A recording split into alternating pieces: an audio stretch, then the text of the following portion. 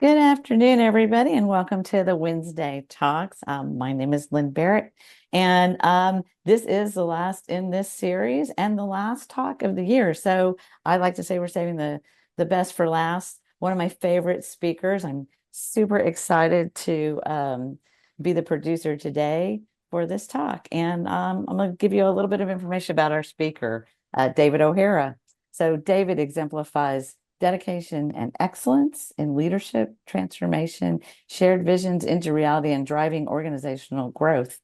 Since 2013, he served as president of Dallas Improving, although his impact on the success of Improving started much earlier at the onset of the company in 2007.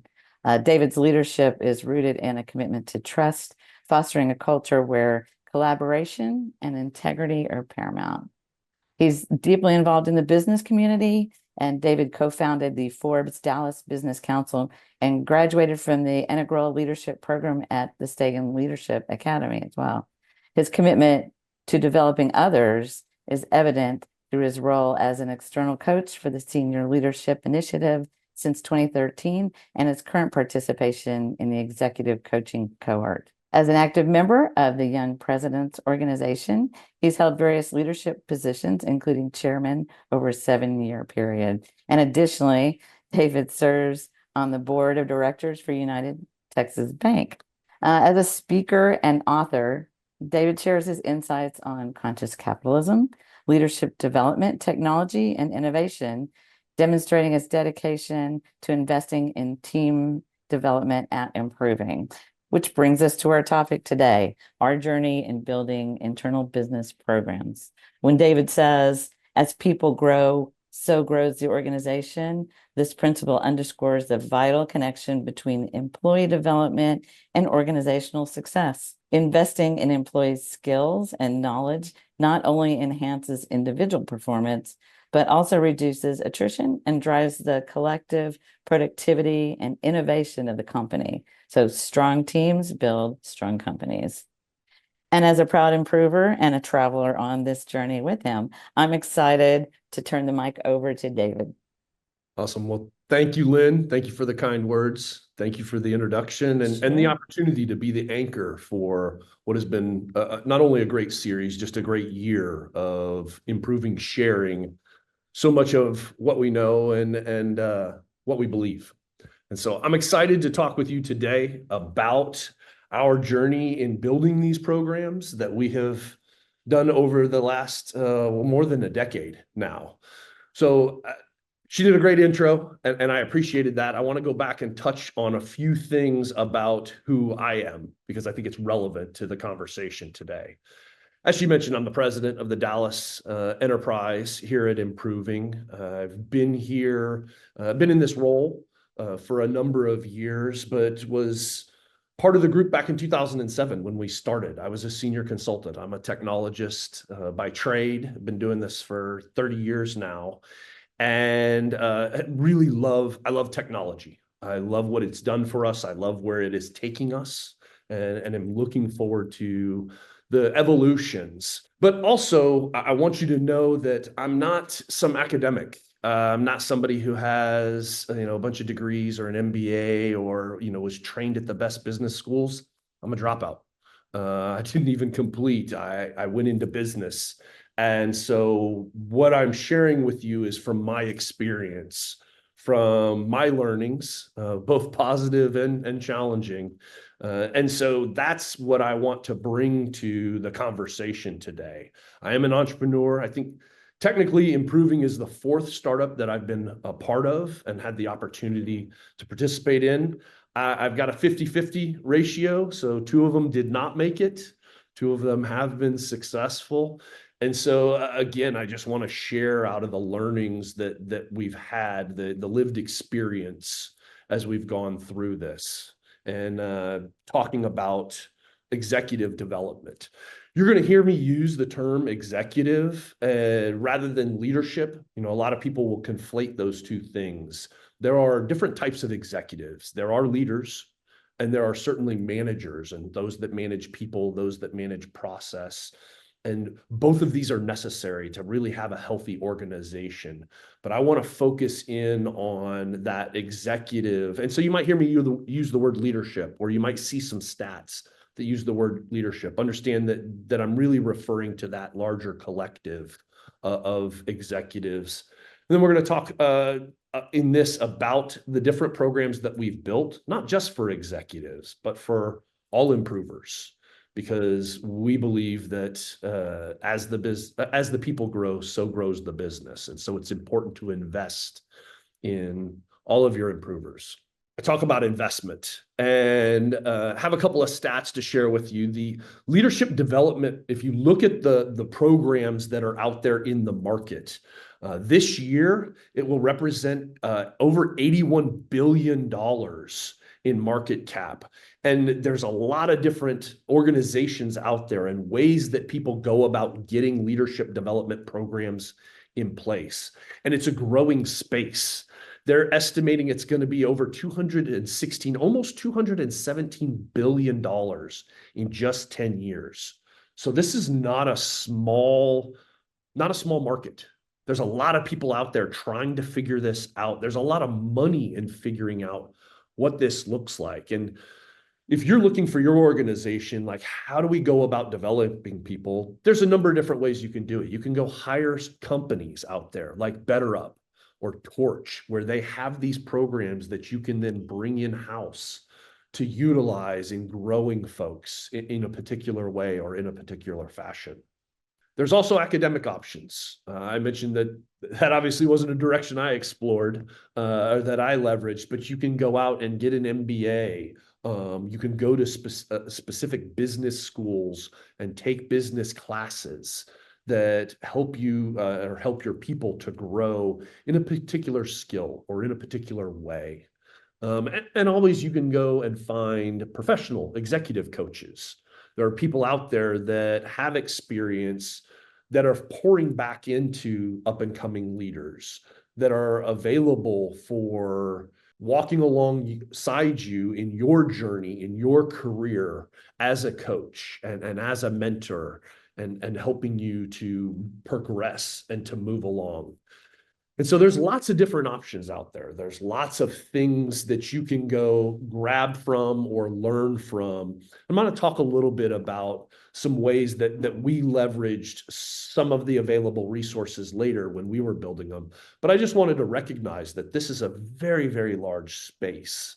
And for us at Improving, it was a space that we chose to say, why don't we leverage our capabilities and our differentiator, which is as a consulting organization, we are also a training organization. And so we understand a lot of these dynamics.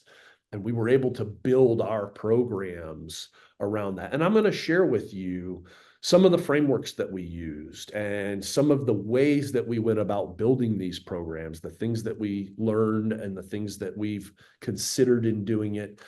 And as maybe a jumping off point as you're looking to build your own programs. Simon Sinek, he has a great book out there and has the Start With Why. So I want to talk about the why, right? And I got to have the requisite meme in here. You know, we may all chuckle when we read this, right? The CFO is talking to the CEO, and the CEO wants to grow people. CFO asks him, what happens if we invest in developing our people and then they leave, right? That just walked out the door. And the CEO asks, what happens if we don't and they stay? Like, we look at this and we laugh, of course, but I think it actually highlights a bigger difference that I want to focus on. And that's the difference between a scarcity mindset and one of an abundance, right? That CFO has this scarcity mindset. What if we do all of this and it goes? And the CEO says, yeah, but the flip side of that is if they stay and they don't grow and they stagnate and they aren't continuing to evolve and to push us forward. And I would say there's another level of benefit that the CEO is aligned with in his comment. It's kind of an undertone there. It's like your path may take you away from the company ultimately, but you can be a huge asset when you're here. And you can help the company grow even if you go. You want people to grow, and maybe they do outgrow you. Maybe they do grow into a new direction or a new path. And I'm going to share with you how it is we talk about that and how it is we recognize that as a potential, and some of the things that might happen as you walk alongside folks in their career path. So sticking with the why, like, why would you invest in people? Well, there's a lot of research out there, and some of it has shown a number of benefits. But the one thing that jumped out at me as I was looking at this HBR article was the fact that a lot of people think that in order to invest in people, it has to be a really long and protracted, big effort. And the research has actually shown that shorter, intense programs, and I'm going to talk about what our short, intense program that we built is, something called the Integral Business Program, can have really large returns. And the fact that in that HBR article, they tied the returns even to the mental health benefits. And I think that's really important because we don't necessarily think about that. And it's in current society, in our current situations we find ourselves in, if this investing in your people can be a mode for helping them with mental health, that's like a double benefit. And we definitely see as we invest in people, there's a lot of benefits on both sides. The way we talk about this at Improving is Improving has its goals and its ambitions. Organizationally, there's things that we want to do. There's things we want to accomplish and things we want to achieve. And we recognize that the collective benefit, the group benefit that we would see out of achieving those goals. But also, individually, you have goals. As an improver, you have aspirations and ambitions. And so we talk about, what is it that you want to do? Where is it that you want to go? And where do you want to grow so that we can figure out where that overlap is? Because if we can land in that middle space, it's a win-win situation. Things can fall into that are beneficial for both sides of the equation. And organizationally, we know when we invest in our people, right, we increase retention, something that Lynn mentioned in the beginning. We also provide our people with these common languages and frameworks. Here at Improving, there's a fantastic book that a lot of folks have read called The Three Vital Questions. And it talks about the empowerment dynamic and the dreaded drama triangle, or the empowerment dynamic. And so when we're talking to each other, we know that you can use language like a creator mindset, and we're talking about the same things.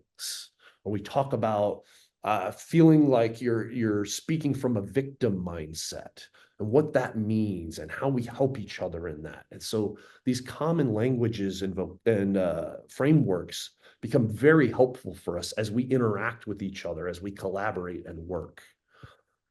Also, it creates cohesion in the team, right? Because you have those shared experiences as you're going through and you're learning. And of course, as we're learning and we're growing, like that's the thing that energizes us, right? That causes us to lean in, to become more engaged. And it puts us into a different mindset where we come up with new ideas. So you have an increased innovation. And organizationally, that's a huge multiplier. When you're more innovative than some of your competitors, we know that's one of the best ways to win out. And then we talk about, from the improver's perspective, a lot of the benefits that we've seen from these programs is an increase in self-awareness, which makes me a better coworker. As I grow aware of my communication styles or other people's communication styles, it allows us to collaborate better. It allows us to interact in ways that are more positive, or to negotiate and to have conversation when maybe things aren't so positive, or we face a challenge. And so we grow these new skill sets on how it is that we can interact and how it is that we can work together and be a better coworker. It also increases my sense of purpose. You know, we're very big on written purposes here at Improving. There's something meaningful about when you write down what it is you're going to accomplish. And in writing that down, you crystallize it in a way that you're significantly more likely to not only achieve it, but you're reminded of it on a regular basis because you see that writing, and it grows that sense of purpose and accomplishment that is fantastic for us as individuals, as humans. Also, as I mentioned before, that tying into mental health, reducing stress, when you have these written goals, there's clarity there. I think the phrase "clear as kind" is something that gets shared pretty regular, and it really does create that clarity as what is it we're trying to accomplish and what is it we're going to achieve. And so this Venn diagram of improving's goals, organizationally, what is it you're trying to do? And then individually, what is it that I want to accomplish? Having that conversation unlocks possibilities and allows us to talk about where things are aligned, or maybe even where they aren't. So a great example of this early on was I was having one of these conversations with another improver, and he was like, "Yeah, I really want to become a brewmaster." I'm like, "Okay, well, definitely knowing what improving does, like brewmaster is not in the middle here. But let's talk about it. What does that look like? What does it you mean?" And so through several conversations, he decided he wanted to go and become a professional brewmaster. And so we lined it up so he could take a sabbatical. So he could go off and he could do that, and would check in with him regular. "How's it going?" And was having a fantastic time and learned all about the art of brewing and making beer. And got to the end of it, and he came back to work for us. And so it was a great opportunity then to say we worked on something that wasn't necessarily in the middle of the goal, that wasn't something that aligned necessarily with improving's goals, but he felt that fulfilled sense of purpose. He felt supported as he was going through that. And upon his return, it turned out that there were a lot of things that actually did fall in that overlap we just didn't see. So here at our office, we had a couple kegerators that we needed beer for. And so he had the opportunity then to exercise some of that brewing learning that he had done and help us with keeping the kegerators with some good beer in it. And then since then, he's also been able to go off and compete in some of these brewing competitions. And as he goes, I get to see some pictures of him and his wife at these brewing competitions. He's always wearing our improving gear, and he's talking about improving. And so he's out. And so there was this secondary and almost tertiary impacts of being supportive of his growth. And it was a great example of where the Venn diagrams don't have to overlap exactly, but being supportive and being creative in how you support that can be beneficial, not only to the individual, but then ultimately to the organization. And we're excited that he's back here with us and still to this day is working with us. So I've talked a little bit about the why. Let me talk about the approach of building these programs. So really the beginning is, what are the outcomes that you're looking for? Knowing this allows you to program those things because you know which game you're playing. For us, it was looking at the skill sets that we ultimately wanted to help develop. And what are the characteristics that we want to see on the other side? The other thing was making sure that the skills that we have on the other side are applicable, because otherwise they get lost because of a lack of muscle memory. That's why for us, it was thinking about the skills for today, not the skills in the next role. So we wanted improvers, as they go through this program, to be able to apply it to their everyday, to make it very applicable. And so we started focusing in on personal development skills. How is it that I make a better version of me? And that became an important part. You heard me mention self-awareness. That was another aspect of the personal development, is how do we grow in self-awareness? And then also looking at what are some of the business skills that I might need to know. Maybe it's growing in my understanding of how our business operates. It's growing in my understanding of how it is the business makes money or why it is we do things the way that we do them. And this is where we run into the concept of adaptive versus acquired learning. And I say in ours, we favor adaptive versus acquired for maximum impact, but it's really important that you have both. Let me explain what the difference is. So acquired learning is learning a new language, maybe a new vocabulary or a new skill. So this can be something like a new technology. It could be, I mentioned before those frameworks. It could be some of those frameworks. It can be understanding that basic understanding that goes really, really broadly. And you can grow. I learned Excel. That's more of an acquired learning. The adaptive learning is a new meaning-making system or perspective, maybe a worldview that unlocks those new perspectives for you. It's relevant across applications. So think cross-cutting concerns. So this is where the self-awareness is something that would fall into that adaptive learning, because as I grow in self-awareness, I realize maybe where I have more blind spots, and then I can grow in that. And that awareness applies across all of my life, not just at work, but probably at home and in the community when I'm there. So that becomes really, really important. The adaptive learning piece becomes really important because you're going to grow that individually in depth, and their ability to look across those different perspectives. And so for us, there are a number of these worldview and meaning-making systems that we dive into, that we talk to where we can learn to see things from other people's perspectives. The other thing is our programs have been through multiple iterations as we tried to figure out what might work or apply more broadly. And you need to be flexible in those because you're going to be smarter tomorrow than you are today. And so building in a way to assess, a way to not only gather feedback, because feedback's important, feedback from the people who are participating and involved in the program, but also feedback from other learnings, right? So keeping a broad perspective on what's going on in research, what's going on in the market becomes really helpful. And there's challenges that you face in the initial stage.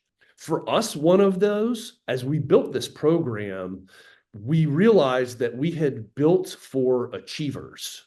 So we're a group of entrepreneurs, and building this program meant that achiever was pretty high on our characteristic list, right? On our strength finders. And so they were heavily favored because of that entrepreneurial bias. And so as we ran it and we did several more iterations and we brought in other folks that maybe have different strengths or have different abilities and characteristics, there was a need to shift and to adapt more. And so we needed that feedback where it was like, this didn't quite land with me the same way, or the perspective that you shared here, this was more impactful, this was maybe less impactful. And so taking that into account and allowing the program to evolve became super important. One of the ways that we went about adapting that program is one of the books we use in that integral business program. So the integral business program, we have 6 books that we read over the course of 13 weeks. And I'll talk a little bit more about that. But this is one of them, and it's not a book, it's more of a pamphlet, but it's really fantastic because it talks about passionate performance. And so the way passionate performance is defined in this book that ties into the research is that you have to engage people's mind and their heart in order to really get passionate performance out of them. And in the mind bucket and in the heart bucket, there's really 3 sub buckets. And the mind is achievement, autonomy, and mastery. And the heart is purpose and intimacy and appreciation. And not necessarily that you have to hit all 6 evenly or totally, but you need to be aware of what lights up and what might be missing. And you tune it for the audience because you can overemphasize certain aspects. And so what we did was we took our program and said, all right, given these 6 areas, what aspects of the program hit on achievement? And we listed out, these are the aspects that represent achievement. We're keeping a detailed list of what's done and what's not done. There's checklists, right? What hits on, say, intimacy. Oh, well, early on, we realized we had missed some of that. Yes, we were getting together in person, and so there was intimacy in the connection and the together time, but that was just one little thing. There was an opportunity there to increase that. And so we added in a dinner to get together and break bread. And there's something special about sharing a meal and talking about what it was we had learned in that class and what it was that we had taken from the class. And so that was able to escalate that one. And then we talk about, well, autonomy. Like, how do we light up the autonomy bucket? And so going in and making sure that there were exercises where there's choice and there's ability to say, I want to go this way, or I want to take it this way, or here's what I'm thinking about, and here's what's been on my mind, or what I took from the material.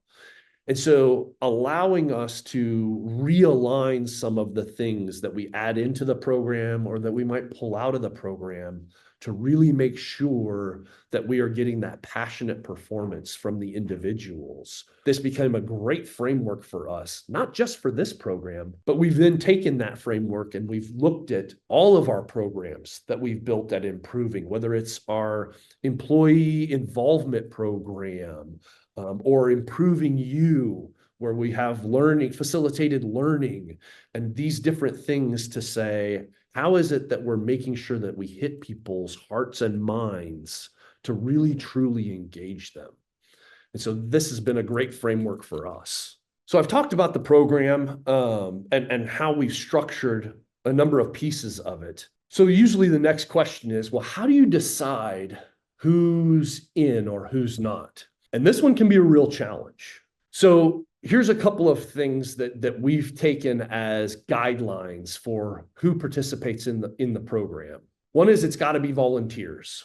And the way we say that is no prisoners. You can't be voluntold you're going to be in this program, because if you're told that you've got to be in there, your level of engagement is going to be different. We need it to be an intrinsic perspective that's driving you towards successful outcomes. We want you to be engaged. And if you're there because you want to be there, we've seen that actually is a big driver. Another thing that's been helpful here is when you create scarcity around this.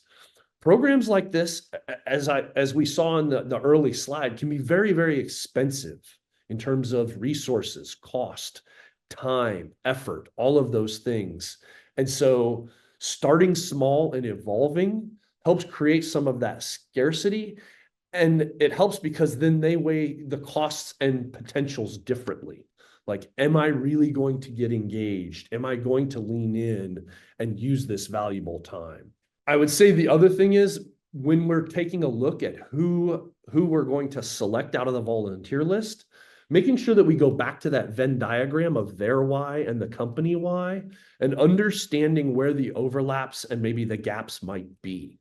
That can be another very helpful metric for understanding who's the right people to have in there, and who might need maybe some more time or maybe a different opportunity. Making the commitment real is another big one. What is the cost of failure in the program? And failure being a lack of engaging, not necessarily a lack of outcomes. Because with programs like this, engagement really is your best metric for how the program is doing. There's real investment here, as I said before, in terms of company time and effort, money, all of those sorts of things. And so it needs to be felt on both sides. For us, the way that showed up is we ask participants to write a check at the beginning. It's not because we want them to pay for this training, but we want them to be invested through the course of the program. We don't cash the check. The check is held, and then at the end of the program, it's given back to them, because we don't want their money. We want their investment. We want them leaning in, and it helps to have skin in the game. And so we found a lot of success with that. Another aspect in who gets in is making sure that the process is repeatable and reliable.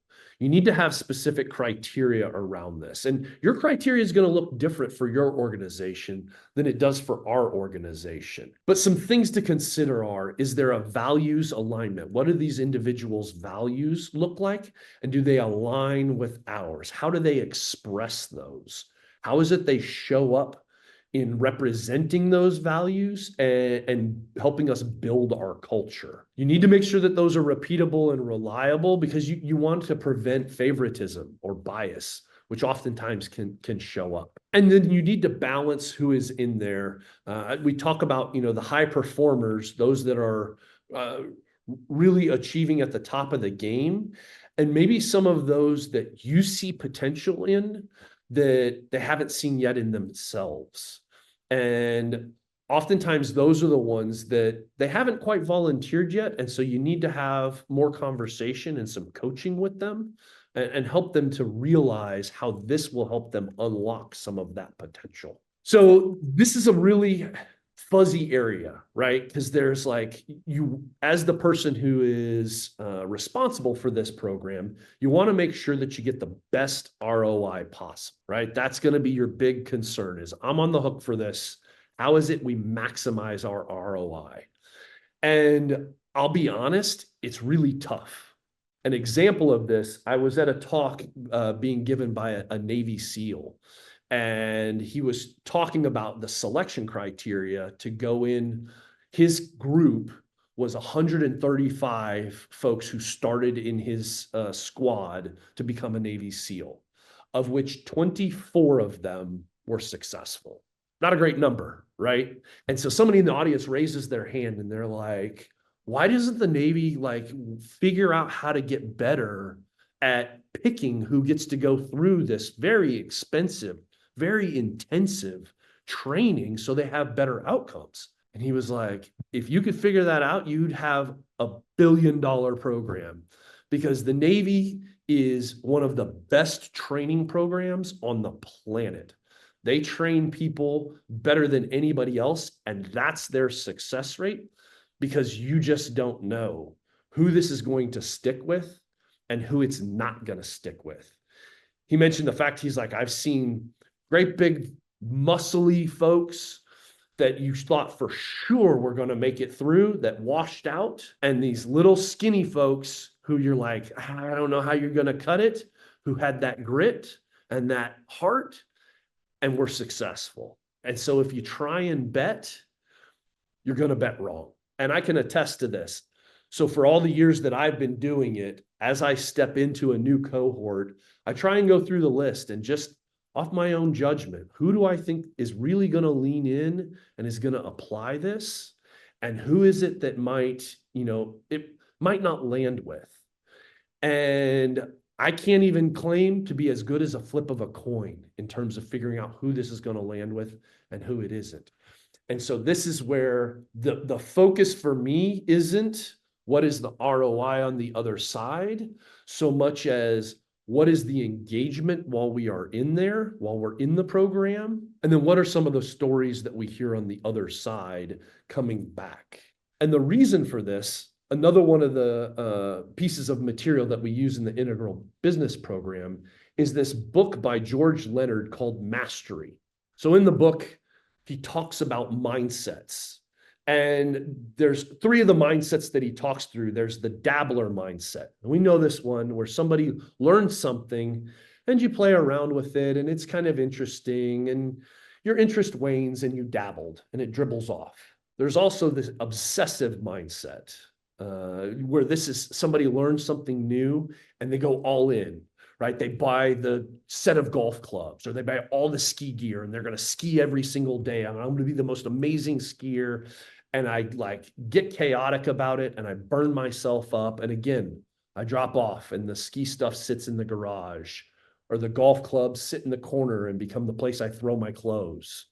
Or the workout equipment that you got all the clothes hanging off of, or the towels hanging off of. And then there's the the mastery mindset, right? And this is where I learn and I achieve, and then I come to a plateau, and I maintain that plateau until I'm ready to achieve the next level.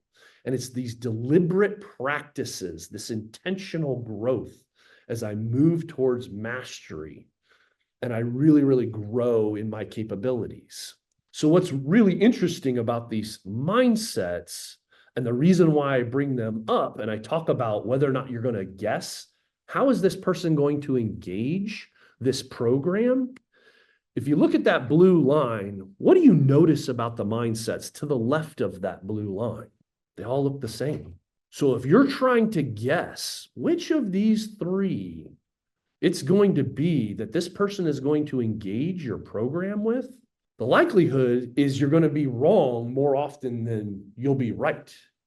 And so that's why we try not to guess at who this is going to apply to.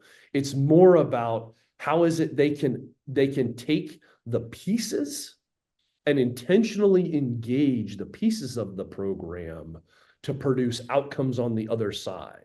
So, David, a quick question before you continue. On the all in, you were talking about high performers and untapped. Do you also purposefully look for different personality types to be in those groups? And then along those lines, is there an optimal size for the group? And then how long is the program? Great questions. We do want to look for a mix of personality types. So this is something we do even in our engagements as consultants. We use DISC, which is similar to a Myers-Briggs, a personality. And so looking at people's different personalities, you don't want all of one personality or the other. Some folks could be dominating in conversation, and some could be wallflowers. Well, having a combination of those, and then being aware of who is where in those dynamics allows you as the facilitator to make sure that you're going to draw out the folks that need to be drawn out, and maybe tamp down some of the folks that maybe need to make space for other people. And so you really do want those dynamics, because when we're talking about the adaptive learning, you need those different perspectives. You want those different perspectives in the room so that everybody's learning from that. Everybody's growing from that. In terms of ideal size for our programs, it's looked different with the different programs. So I mentioned the IBP, the Integral Business Program. For that one, our ideal size we found to be somewhere between 8 and 12. It's good to have an even number because it's easy for folks to pair up for conversation. But anything more than 12, you start to grow too big, and it starts to reduce that intimacy bucket, right? So the group gets too large and the connections are diminished in some way. And similarly, if you get below 8, the opportunity for connection is also diminished because the group size is a little bit too small and you don't have that variety of perspective. And so that 8 to 12 has been really ideal size for us. We've built several other programs. The Emerging Leaders Program was another one. The Executive Development Program is another one. And when we move between programs, we shift materials in terms of what it is that we're learning. But those programs tend to run longer. So there'll be a multi-year program. And so those groups are usually smaller, about 6, versus the IBP, which is 13 weeks for that group of 8 to 12. Do we find these mindsets to be overall for a person, or do people have different approaches for different interests? That's a great question. And yes, it is different for different approaches or for different interests, but also different contexts. People, and oftentimes people can have a default where we have a tendency toward one more than the other. I know for me, because of, I mentioned strength finders before, because of my top strength, I have a tendency towards the obsessive if I'm not being intentional about it. And so as we're teaching this, one of the things that we're doing, creating self-awareness, is making people aware of these as choices for how you're going to attach to a particular aspect.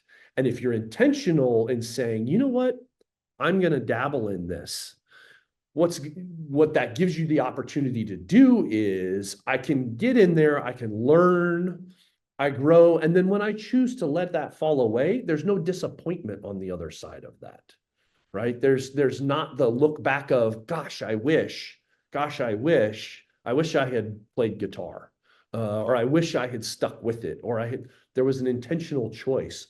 And oftentimes the intentional choice to be a dabbler or to be obsessive and allow yourself to really dig in and learn a lot can be very useful in different contexts.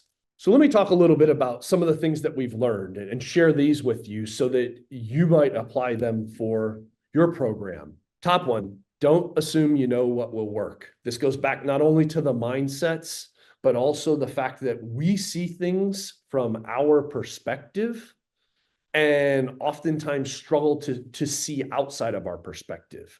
So don't assume you know what would work, but do start with what you know. It's about keeping an open mind and experimenting and trying things. For us, originally when the program was built, there was an assumption of financial knowledge. So what is a P&L? What is a cash flow statement? What is an income statement? There was this assumption that, well, I mean, you're going to know what that is. Turned out that was not anywhere close to the truth. So we had to pivot and say, all right, let's go and let's start and do Finance 101. What does this look like? Business finances, business accounting, and let's start there and rebuild that aspect of the program, moving people forward from wherever they are. And so that was a big shift in one of the early versions of the program because it was based on some assumptions that just turned out to not be valid. Another one is I put NIH here, and for those of us that are developers, it's the not invented here syndrome, right? This is the pattern where you find others that you find that everything has to be what you come up with, what you develop, it's your material. That sort of thing can have value, but there's so much out there. I mean, you saw the billions of dollars that is in the market. Find others that have gone before you and borrow from them for your learnings as a starting place. Now, you might evolve it beyond where it is you start. And there's, like I said, there's lots out there. For us, you heard Lynn mention the Stegan Leadership Academy. We use them as a great starting point. So we had several of their modules that we were able to engage with and then evolve from there. And there's always folks that are out there, and there's always material that is out there that you can use as a starting point so you don't have to invent it from scratch. And it gives you a good basis. And then this last one, passing the torch. This was a big one. There's that African proverb, right? If you want to go fast, go alone. But if you want to go far, go together. Having others on the journey with you means that you can share the load. We didn't necessarily do this one super well in the start. And so we ran into some scalability problems where it was who all can engage in this program and how much impact can the program have into the organization. Once you've established the program, you can figure out, how it is that you're going to scale beyond that current scope. We joked, the Dave factor was a bit of a challenge early on where it was, well, Dave only can do so much, right? And so how is it that we're bringing others along in this journey and making that an intentional piece as a follow-on to the backside of the program? Who can contribute back into the program? And that really helps out with some of the the resistance and the roadblocks that you will likely run into. The engagement of what does engagement look like both after the program, but in making sure that you have the right things in place so that there's engagement in the program. We talked earlier about making the commitment real, and we use the check as a means for that. But it's important to make visible the effort that goes into this program, that the resources that are behind it. It's an investment in them as well as them investing in their self. You get out of it what you put into it, is repeated fairly often around here. And it's true. When you lean in and when you engage, you will draw more out of the program, and it's a lot of why the collaboration, but also the discussion that happens inside of the program for us is where people have drawn new perspectives or tied new ideas together. It becomes a really important piece to make sure that that happens. Then I mentioned learning differences. People learn differently. I'm a voracious reader, so 6 books to me in a few months is like not a big deal. But others might struggle to read at that speed or might be auditory learners. We ran into that. And so recognizing that you need to have the potential for different modalities for learning. So in our program, there's some of the content that we give as both PDFs to read and audio to listen to as options. And so offering that ability so that folks can keep up. Also, we needed to adapt the program. Originally, the program was 12 weeks. And one of the core books in the middle of that was Crucial Conversations. Fantastic book, very, very helpful. But we read the whole book. And so we realized we needed to add another week in the midst there to give people enough time to digest that book and get through that book. Because if they would show up and they haven't finished the content, then the discussion is going to be missing. It's going to be missing their perspective because they're not going to want to speak up. It's going to be missing, their input, which would make it a richer discussion, would make it more valuable. And so we found moving that to 13 weeks allowed people to better pace their reading. And that discussion is such a crucial part given people's learning differences. I noticed that the different learning modalities brought different perspectives because they catch on to different pieces than those of us that were reading the text. And then I mentioned, so the 18-inch journey, this is something, according to my father, is when you move head knowledge to heart knowledge. So what that means is we take the information that we've learned, right, and we restate it to others. It's why the discussion is so important. We synthesize our learnings in ways that help it to be applied in a novel or maybe interesting way because we understand the core of it.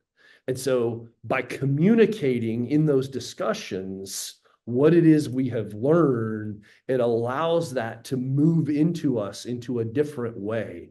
And so it's really important to have that. And there's a lot of people that maybe don't want to participate in the discussions, right? We have mentioned before those different personality profiles, the wallflowers. So it's really important that you have activities and facilitators that draw those folks out, that draw their perspective into the mix, because there's a lot of value there and you want to make sure that you're capturing that. David, along those lines, what other strategies are in place to keep that continuous engagement and participation from employees throughout the program? Yeah. And so this is where the strategies that we use inside of the program, we have them come together in person as group meetings. So the group discussion happens. We also do e-journaling. So this is just a journal list that happens amongst the group. And so they'll post things and then they respond to others' posts. And so you have an electronic form of that. So you can get a little bit more long form, a little more thought out, those types of things.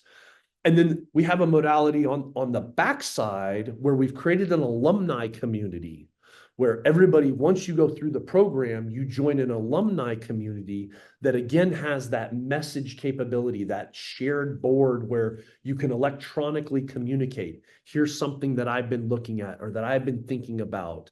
I went back and touched on the material from before, and here was my new takeaway, my new, aha moment.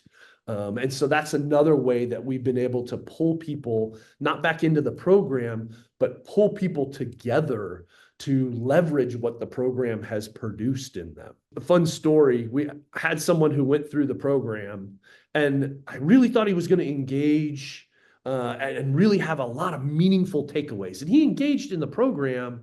We got to the end, and he kind of was like, "Yeah, that was nice. That was good." And I was shocked. He didn't really have the outcomes that we thought we were going to get. Fast forward about a year later, he had the opportunity, went back and revisited some of the content, and all of a sudden lit up and was like, "Oh my gosh." And then we start having conversation. He's like, "I just read this and I just thought of this." And like he just lit up like a lamp from the content, and all of it started like sinking in. And so I share that to say, sometimes the journey isn't the 13 weeks. Sometimes it's 13 months, but be willing to engage and be willing to carry on beyond, because those alumni, those folks that have been through the program, can have real meaningful impact coming back. And then I wanted to share some thoughts around creating a culture of continuous growth. Like, you want this to become something that's part of your culture organizationally. And so I would encourage you, you can look at what it is we've done, but don't misunderstand our decade or more of building these with where you're starting your journey now. Nothing will kill the program faster than trying to do too much and do it all at once. Trying to boil the ocean is a bad idea. So start small. Start with where you are and what you know, and evolve. The involvement has to be intentional, but also be aware of the dynamics. Every organization has them, not just the people dynamics, but what does the dynamics look like outside as you're pulling people into the program? You want to make sure that you involve multiple levels of the organization. For us, we had the opportunity with this program. It started with the CEO, down to myself, and all the way down to the associate level improvers. So it was all levels of the organization that get to participate in that. That can be fantastic for creating that connection, that intimacy bucket, because you're making connections across the organization. And then celebrate and recognize. You should celebrate the efforts, not just a participation trophy, but a genuine thank you for someone trying. And it will encourage others to step up and to lean in. And then recognize people for their efforts, because when you do that, you increase the psychological safety of the group.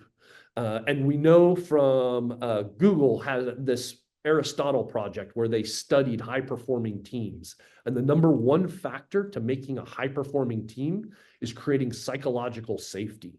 And so recognizing and celebrating people in that group is an excellent way to create that intimacy. And then I'll leave you with one of my favorite quotes. I love to tell people, you're going to find innovation through experimentation. And Thomas Edison said it best. He said, "I have not failed. I've just found 10,000 ways that don't work."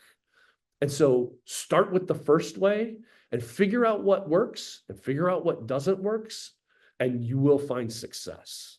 Well, that's awesome. I love some of the things you said. Common language, really important. How do you become a differentiator? I think they're all a part of this program, Strength Finders, which is a whole nother series, right? And so there are a few more questions about the programs. Sure. One of them is, what roles are there in the business program, and how are improving executives involved? Yes, great question. So there's two main roles really in there. There is the facilitator who is helping execute the program, and there's participants. We keep it simple. That said, oftentimes the facilitator will bring in some expertise We do that less in the IBP, more in the higher end, the advanced learning programs, the executive development program, where we may be covering contracts. We want you to understand the legal side. So we bring our in-house counsel in, and she would talk to us about various aspects. Or when we start talking about M&A, mergers and acquisitions, bringing in a part of our M&A team to talk about what does due diligence look like? What does deal structure look like? How is it that we assess?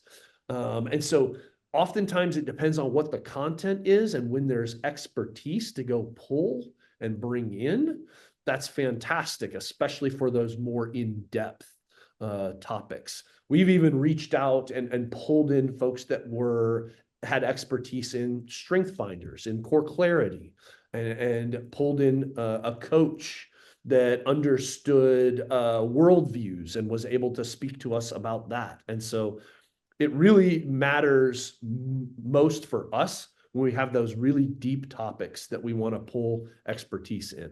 That's great. One other question was some success stories around participants who completed the course. And as a graduate, I'm just going to tell you that I think it helps build better relationships, expanded curiosity, more exposure to your organization. What else do you have on that one, David?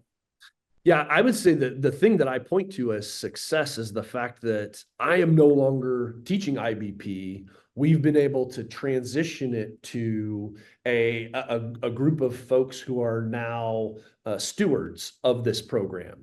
And so the stewards who have all gone through the program are now the ones who are facilitating it. They're the ones that are helping us to evolve the content, to integrate new vocabularies and frameworks, new concepts, maintaining that thread of, the intentions and the outcomes that we want, but then expanding the footprint to all of our offices at Improving. And the fact that this is now scaling out to I think we're 18 offices now, like the Dave factor isn't a factor anymore because Dave's gotten the heck out of the way and allowed those alumni who really have internalized this to now become the vehicles for it as it moves on. Yeah, it's definitely taking wings on its own. Well, I certainly appreciate all your information today and your talk. I think it's a wonderful program. I love that it makes us different and smarter and all those good things. So thank you so much for the speech. Thanks to all our viewers who joined us today. And join us, this is the last one of the year, so join us on the 15th of January when we talk about career transformation in the new year. And I hope everyone has a great day. And thank you so much. Happy holidays, everyone. Happy holidays.